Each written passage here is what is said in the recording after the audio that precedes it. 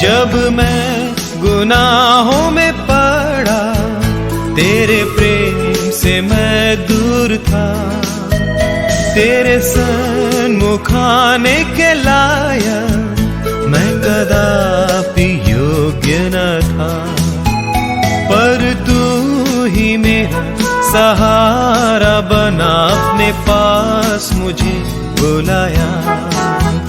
इसलिए मसीहा होठों से अपनी स्तुति तेरी करूंगा। परमेश्वर के नाम की महिमा हो। इस संसार के स्वामी या मालिक अपने सेवकों के साथ केवल एक मालिकाना रिश्ता ही रखना पसंद करते हैं। कभी वे वह उनके साथ अपनी दिल की बात या अपनी संपत्ति में कोई हिस्सा नहीं देना चाहते। ये संसार की रीत है। लेकिन क्या आप सोच सकते हैं, इस पूरी सृष्टि के परमेश्वर हमें दास की तरह नहीं बल्कि एक मित्र की तरह रखना चाहते हैं। पवित्र वचन बाइबल में यूहन्ना रचित सुसमाचार उसके 15वें अध्याय के 15वें पद में प्रभु यीशु मसीह के इन शब्दों को देखिए, अब से मैं तुम्हें दास ना कहूंगा, क्योंकि दास नहीं जानता कि उसका स्वामी क्या करता है, परंतु मैंने तुम्हें मित्र कहा है, क्योंकि मैंने जो बातें अपने पिता से सुनी वह सब तुम्हें बता दी। कितनी अद्भुत बात है। परमेश्वर हमारे मित्र बनना चाहते, लेकिन इस रिश्ते में सबसे बड़ी एक रुकावट है। वो रुकावट है हर एक मनुष्य में जो पाप का स्वभाव हो। आप और हम अपने जीवन में जानते हैं, हमारे मनों में, हमारे कर्मों में, हमारे विचारों में कितने ही पाप और बुराई है।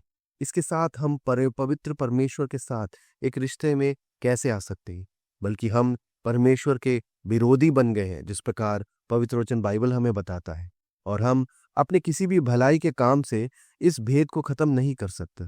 लेकिन परमेश्वर ने हमसे ऐसा अद्भुत प्रेम किया कि उन्होंने ही हमें वापस अपने साथ मेल कराने के लिए एक रास्ता तैयार किया। परमेश्वर ने अपने पुत्र यीशु मसीह को इस संसार में भेजा। प्रभु यीशु मसीह हमारे पापों का दंड उठाने के लिए क्रूस पर अपना जीवन बलिदान करने के लिए आगे बढ़े। उन्होंने मृत्यु को हम में से हर एक के लिए सहा।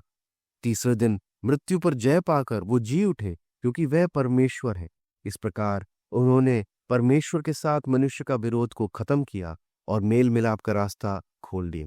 रोमियो की पत्री 5वें अध्याय के 10वें पद में हम पढ़ते हैं कि उनकी मृत्यु के द्वारा हमारा मेल परमेश्वर के साथ हुआ। आज प्रभु यीशु मसीह आपको पाप के दासत्व से निकलकर परमेश्वर के साथ सच्ची मित्रता और उद्धार की ओर बुला रहे। आपको अपने पापों से मन फिराना है, प्रभु यीशु मसीह में प्रभु उद्धारकर्ता के रूप में स्वीकार करना है और परमेश्वर के साथ इस अटूट रिश्ते को स्वीकार कर अनंत जीवन पाने का निमंत्रण आपके पास है।